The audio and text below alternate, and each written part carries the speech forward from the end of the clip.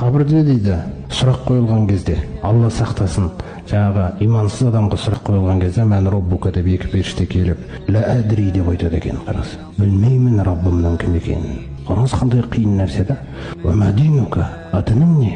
Ла әдри, білмеймін мен дінімнің не екенін. Ва ма за тақулу фи хазар раджули. Ал әлгі Мұхаммед пайғамбар жайында не айтасың? Инни самиату, қараңыздар, яқулуна насу қулан, фақулту мислаху. Мен сол әйтеуір қоғамның ішінде жүрген кезде адамдар ол кісі жайында бірдеңке айтып жүретін. Мен де соны айта салатынмын. Қараңыз.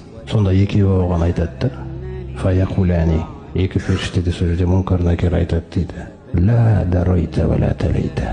Дүниеге келген түпкі мақсатыңды да, Раббыңды да, дініңді де, пайғамбарыңды да білмепсің ғой. Қараңыз. Заяға кеткен өмір деп айтады. Ва ма талайта, не Құранды да оқымапсың ғой. Осыны оқиш деп. Қода күнна нағламу, иннака тақулу залика. Біз сенен емтиханда сұрамай жатып ақ білгенбіз, жауабыңның осындай болатынын дейді. Қараңыз. Сұмма юдробу бимитроқатин. Сосын бір мен хадид темірден болған бір күрзіні көрсетеді көзіне. Сол күрзімен кеп жаңағы байна узунайхи құлақ шекеден ұрған кезде фаясиху сойхатан ясмағухал холқу илля сақалайни.